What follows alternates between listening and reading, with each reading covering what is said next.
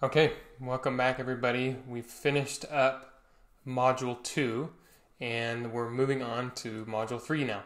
So if you remember in Module 2, we started by talking about the entrepreneurial mindset, what that looks like, optimistic, defined, and how that affects the way an entrepreneur is going to view everything else, which is why we talked about business cycles, business phases, phases in those cycles, and then we also talked about different types of income, and even some opportunity recognition process. Again, tying all those things back to the mindset that an entrepreneur is going to have moving forward and what that means as far as them having success or not.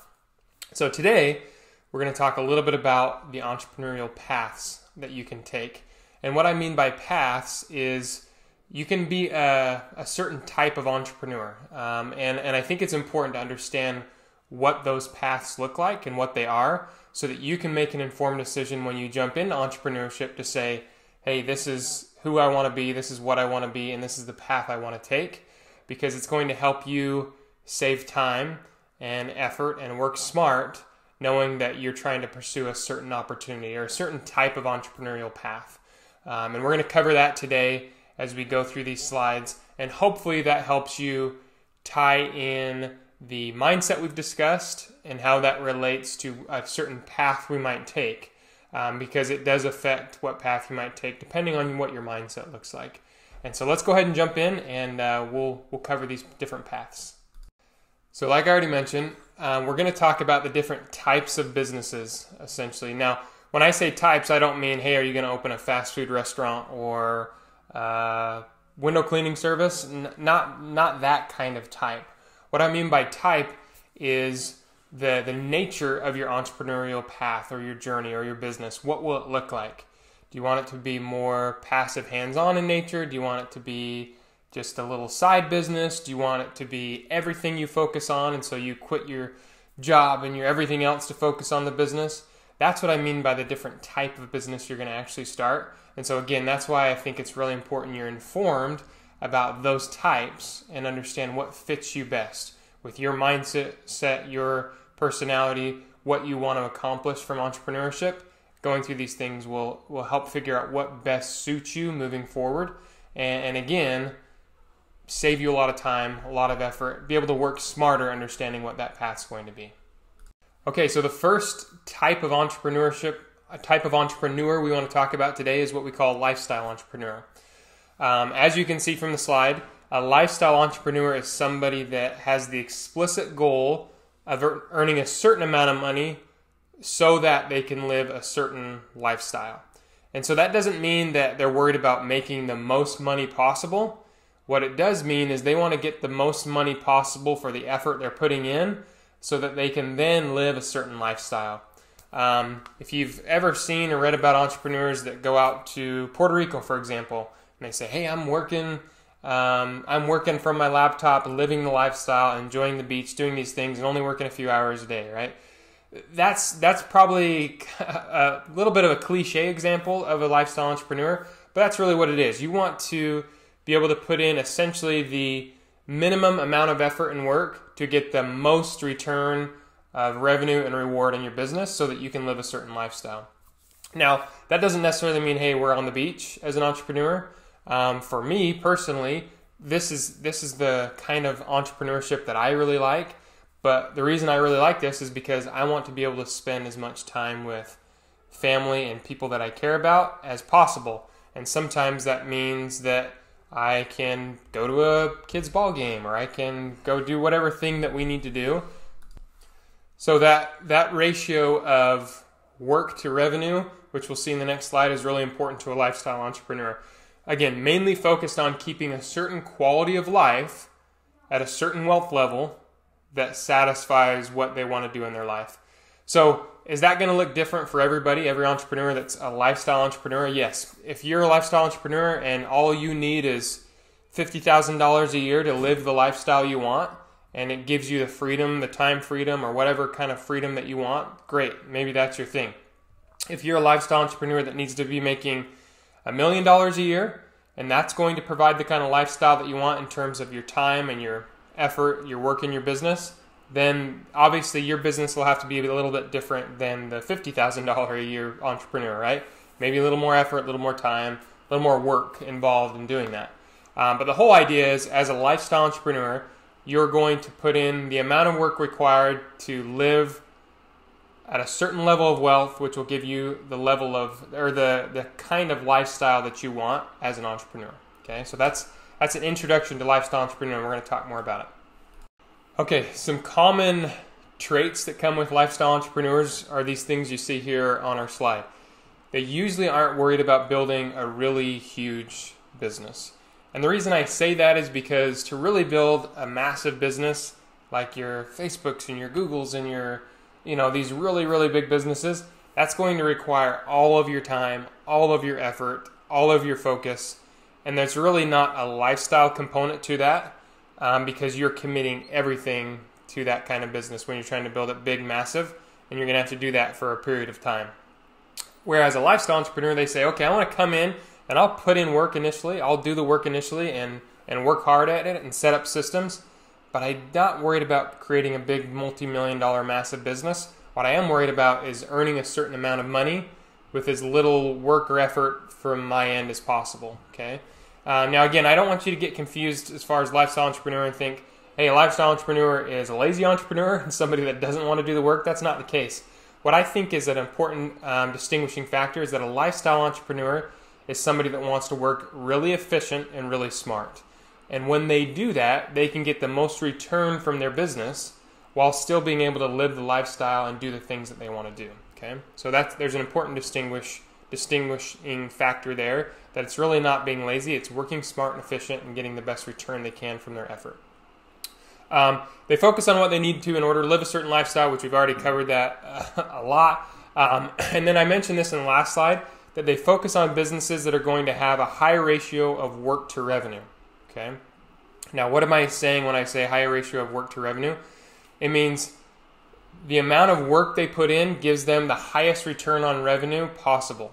So if they can come in and put in 10 hours a week and get the same kind of revenue return they could if they were to put in 20 hours, that's the kind of business they want to be a part of, because it means they can put in the minimal amount of work, or the amount of work just absolutely necessary to keep things running and building and growing without having to go in and kill themselves as far as the time and effort required to build that business. Okay, so they want to spend as little time and earn as much money as possible with that time. Again, don't equate that to lazy. It's really how efficient and how smart can we be when we work so that we can get the best return on the time I'm spending inside of my business. Okay, so that's really a key factor when you think of lifestyle entrepreneur.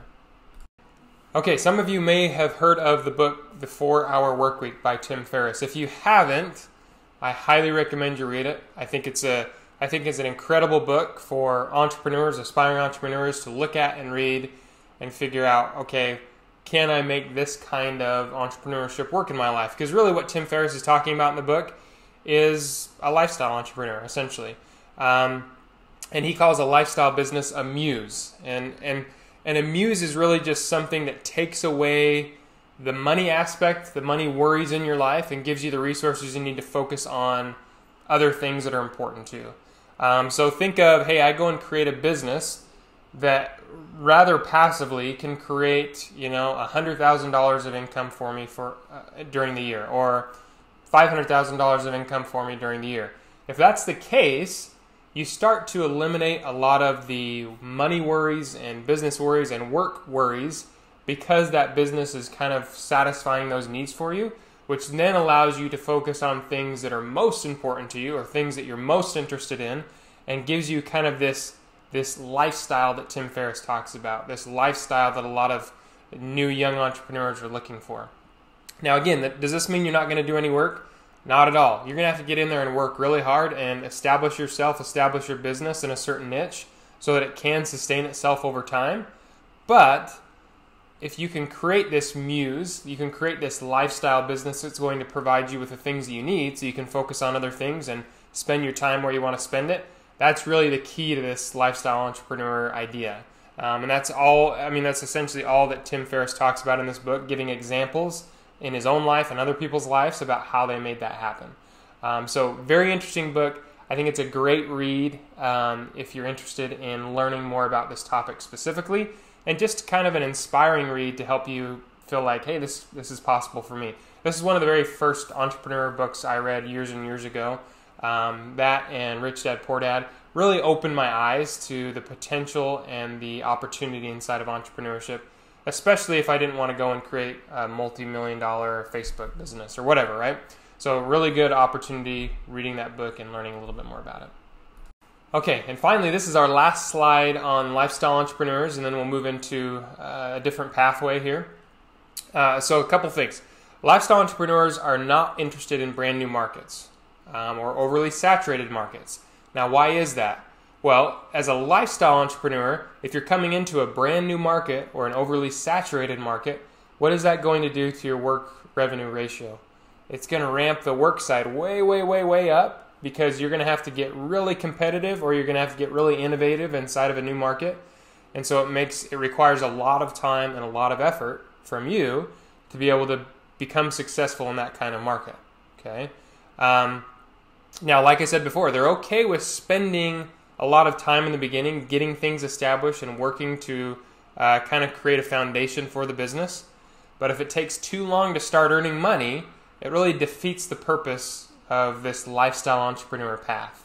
Okay, so what are some good examples of getting into a market that may not be new or overly saturated that would allow you to get established and build a foundation in a business that can make money? Here's some just simple examples. And again, this could be a million other things, but I'm just giving you a few. Online courses, good one, right? The reason is because, yes, it is somewhat saturated, but with an online course, you can get pretty niche specific, meaning you can get really specific about who the course is for and advertise and market to a very specific audience. And the nice thing about a course is you can create it one time and then you can sell it forever into the future. Okay, and so that creates a lot of scalability and also requires a lot less of your time, because you can do that once you set up kind of a marketing process, marketing process to bring people into your business. Airbnb host, right? If you had property or you rented property that you can then turn over and turn into an Airbnb property, rather passive, not extremely difficult to get established. And if you're not in a super saturated Airbnb market, it can be a really lucrative way to make money pretty easily. Okay. Drop shipping, many of you probably heard of drop shipping. You're not actually buying the product and holding it. You're actually selling the product first, and then a manufacturing company's drop shipping that. They're sending it to the consumer rather than you going through the entire process. And then you can't see the whole thing, but white labeling products, that's the same thing, where you find a manufacturer that's already making some widget or something, and you say, hey, let's stick our brand, our logo on it, and now we'll sell it to people. So again, you see a lot of these are businesses where there's some component of it that's already established and ready for you, and you just elaborate on it, you grow it, and then figure out a way to bring people to it. And that's really the key with any of these pathways, is that you need to understand that the marketing, bringing people to your offer, to your product, to your service is going to be the hardest part and the most important part. And if you can create automation and consistency in that way, then it becomes much, much easier to create a more passive type business, more lifestyle type business, okay? So that's lifestyle entrepreneur. Again, this is kind of my preferred pathway as an entrepreneur. And again, not saying that all things turn into lifestyle. Some require a lot more work or a lot less work, and that's okay. But having this in your mind and understanding this is your focus will really help you as you decide to move into certain opportunities, knowing whether I'm going to be a lifestyle entrepreneur or something different. Okay, so let's move on to the next type, the next path, and we'll discuss that. Okay, let's talk about another pathway here. We talked about lifestyle entrepreneur already. We spent a lot of time going through that, understanding what it is, and now we're going to talk about side business. Okay, now, is side business in and of itself really an entrepreneurial venture? I think it is to a certain degree, but it's almost kind of a hybrid between entrepreneurship and being a freelancer, somebody that's just providing a service for people, where you start to delve into maybe not so much entrepreneurship, but more of kind of working a job for somebody. But it's really still part of this path, part of the potential paths that you can take. And I think especially as college students, for example, side businesses are great opportunities to get some experience, get your feet wet, and then a lot of times these side businesses will turn into full-fledged businesses that you can then continue to pursue even after school or during school or however you want to do that. So side businesses are important nonetheless, okay? And they're really something usually people pursue because they want to make a little extra money on the side. And they're typically people that already have full-time jobs or doing something else full-time like a student. And then they use this side business with their extra time to make a little extra money on the side, okay? So that's this idea of side business, and we're going to elaborate a little bit more on it over the next couple slides. Okay, so if you're thinking, hey, I'm interested in doing a side business, you need to look for things that don't require a lot of time commitment. Now, why is that? It's usually because you've got some other full-time time commitment that you're spending time doing, whether that's you being a student or you working a full-time job or both maybe. And so you've got to find things that don't require a ton of your time so that you can put in that little bit of time and still make some extra income from it. And when you're thinking about, hey, what can I do for a side business? Think about something people need that you can actually supply. So if you have an extra bike, hey, could I rent my bike? If you have a certain skill like you can wash windows really well, hey, that's kind of a side business you could do on your own terms, on your own time, and probably make a decent amount of money doing it, right? So the idea here with a side business, excuse me, is that there's little risk, but also not great return, right? The side business is not going to be super risky in terms of, you're not going to lose your life if it doesn't work, or you lose all your money, or lose everything because you can't make it happen. It usually just means, hey, with this extra time I have, I'm going to use a skill or knowledge or something I already have to be able to go out and try to make a little extra income. And so remember, little risk, but also usually little return, unless you can get established with a side business and then start to scale it over time. Like I mentioned before, I have seen side businesses that have grown into full-fledged businesses that people continue to work on into the future, and that's kind of their full-time gig. So those are a few traits related to the side business, and let's cover one more slide on side business and then we'll move on. Okay, so now let's look at some examples of side businesses and maybe some things you could even try. Working online is always a good idea with a side business. And the reason that is because it's so easily accessible to you and to customers, okay? So online is a really good idea. You can do this on top of other platforms, like, you could sell a homemade product on Etsy. I had a student in last semester that was very good at crocheting, and she created crocheting little dolls that she sold on Etsy and her other social media platforms. And that really was essentially a side business for her, but she scaled it and grew it enough that she really wanted to continue to pursue it even after the semester and after the class. And so that's what I say when I say take a skill or something you're good at, something you know about, and just figure out how to monetize it. And then if you do that, you can start to learn the skills and the attributes you need to actually build a real business. And it gives you a lot of real life good experience moving forward. And you can either grow that side hustle, or you can say, okay, now that I have these skills, I'm going to take something more substantial and I'm going to actually grow a real business beyond just my side hustle. Okay. Other examples, Fiverr, eBay, Amazon. I always like to share with students one of the side hustles that I still have today, actually, because it is so passive and nice. I may have mentioned this before, but by training, I'm an attorney. So I did law school and I did MBA school, and I practiced law for a few years doing that. And then one of the things that I noticed that was really straightforward and easy, but that people didn't like to do themselves, was setting up business entities like LLCs, for example. And so one thing that I did when I kind of quote unquote stopped practicing law is I said, hey, I'd still like to have a side hustle where I do this for people and have an online presence, be able to bring people in through the internet to provide this service to them and do it at a cheaper rate than they could find, otherwise. And so I've set that up, and it's run for years now, and I actually have assistants that really help manage and run the whole thing. But it's been a great source of side income because people come to me through a natural flow of marketing and being on certain platforms, and then they fill out questionnaires, and then I pass those on to assistants, and we easily set up these entities for them. And obviously I have oversight of that, but it's very minimal work on my end, and it's a great opportunity to have this little side business to make pretty passive income. doesn't require much, if any, of my time, and it's created a great opportunity just to make some extra income without a lot of sweat off my back, right? And so these are the kinds of things you want to look for when you're thinking, hey, what could my side business be? Because they are great opportunities to get a lot of real life experience, and then can even blossom into legitimate, full-fledged, full-time businesses if you want them to.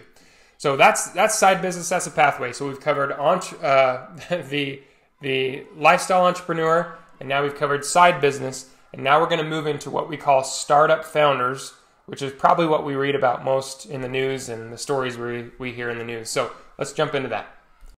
Okay, let's jump into another pathway here, and this is what we call startup founders. Excuse me, my voice is faltering here.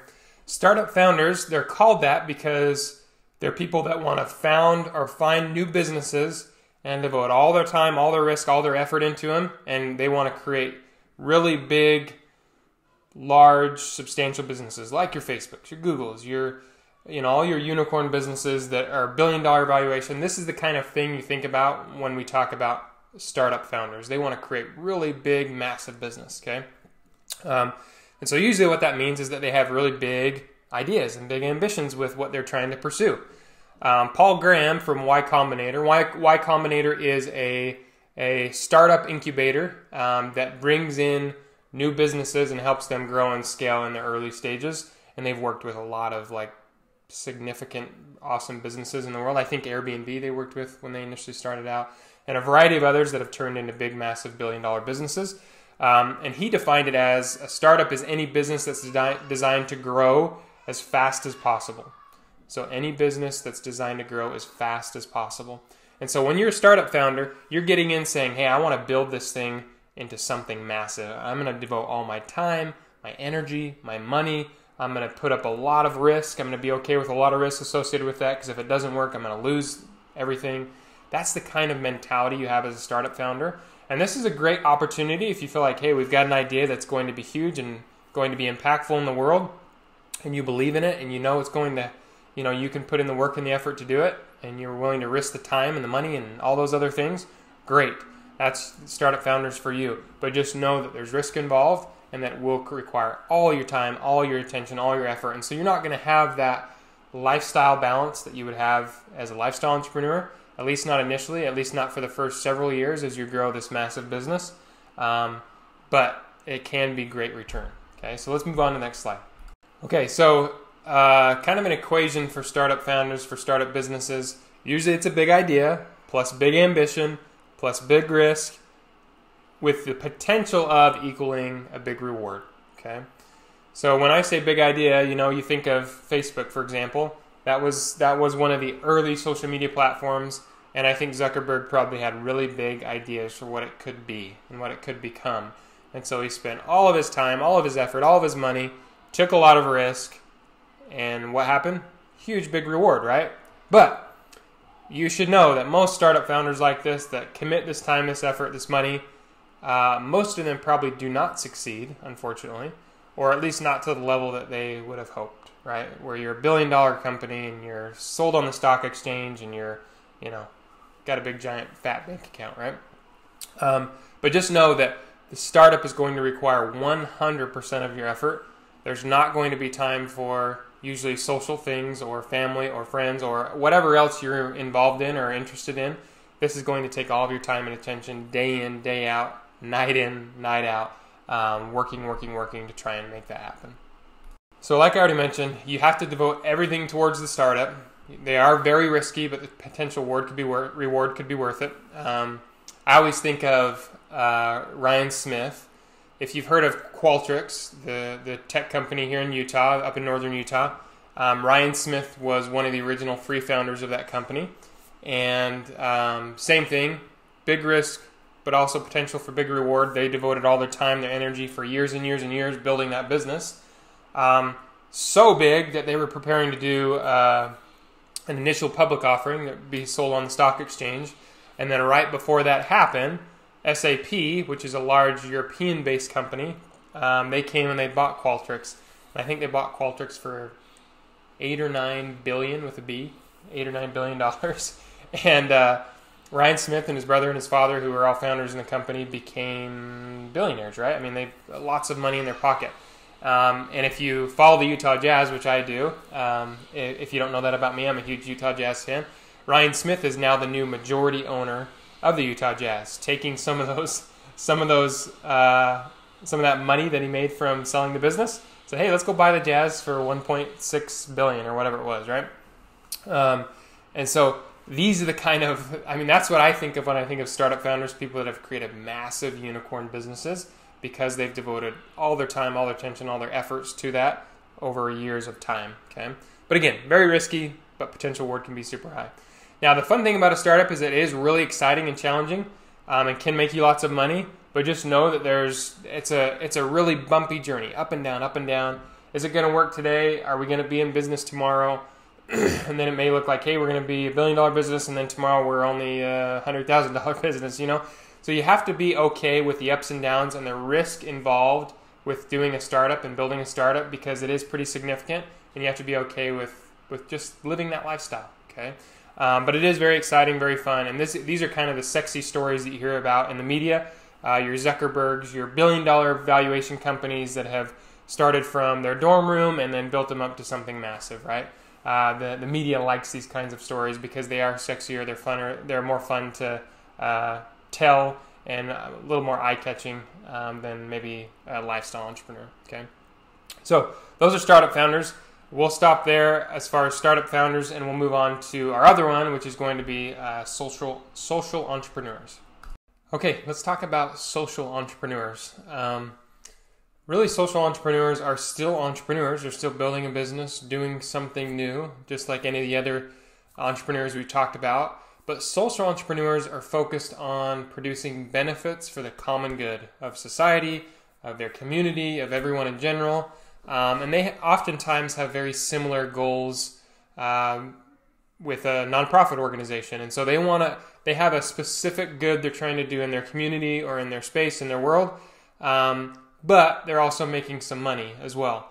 Now, I love nonprofits, and I think they do lots of good things in the world, but I love social entrepreneurship even more. And the reason is because I think the best way to run a company whose main focus is to do a certain good for a certain people is to make money doing it, so that you're not relying on other people to keep your business, your impact sustained over time.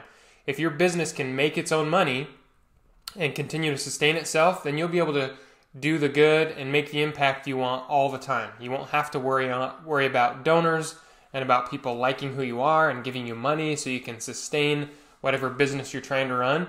And so this idea of social entrepreneurship is really an interesting approach to doing good, social good, economic good, whatever your focus is. The social entrepreneurship, I think, is a great way to approach that. Even better than nonprofit, because you're not just relying on other people to give you money. You're actually producing money so that you can continue to operate and focus on the good you're trying to do. So that's an introduction to social entrepreneurs. We're going to talk a little bit more about it on the next slide. Okay, so social entrepreneurs, they try to deliver value to the community or to their state or to their country in a variety of different ways.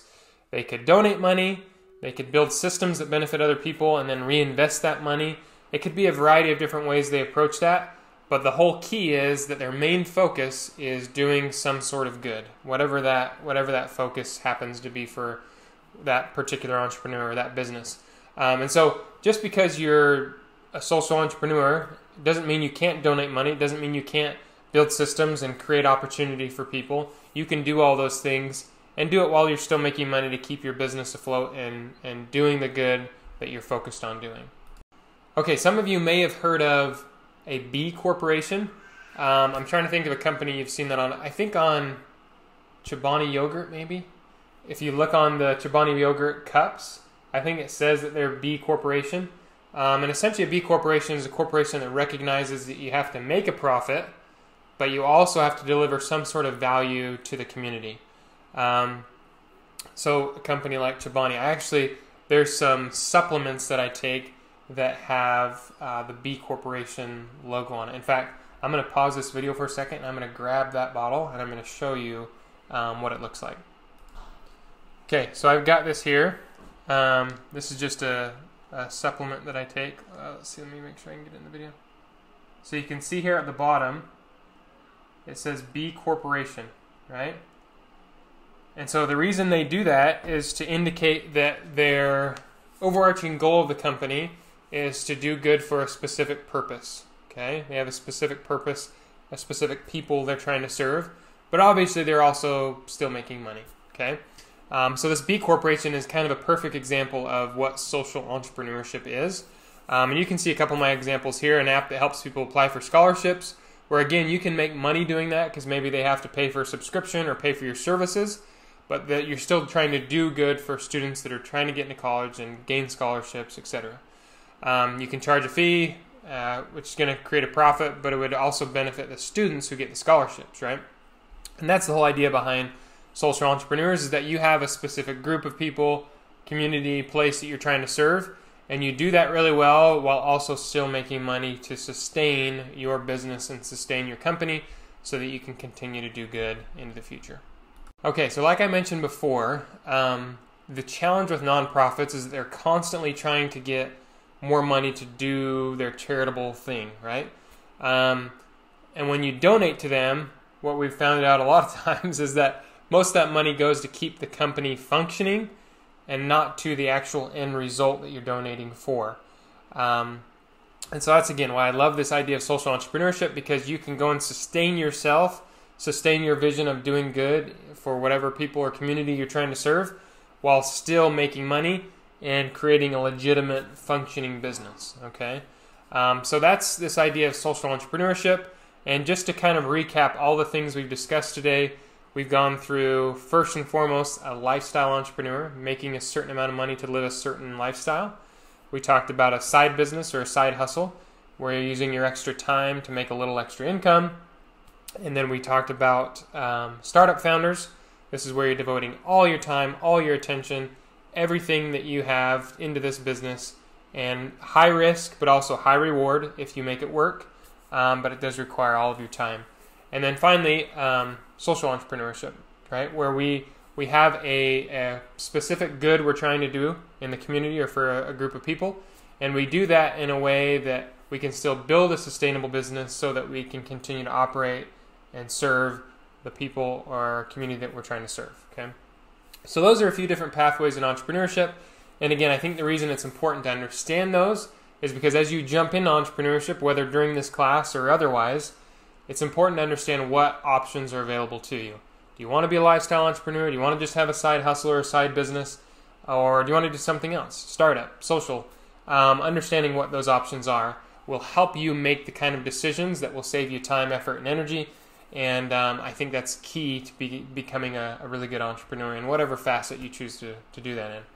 So that's our entrepreneurial pathways. Those are some of the different types of entrepreneurs. If you have any questions, reach out to me. Let me know. We can discuss those and see if you can correlate the mindset we talked about with some of these different pathways and how different mindsets might fit better with different pathways. Maybe an interesting little mind game for you.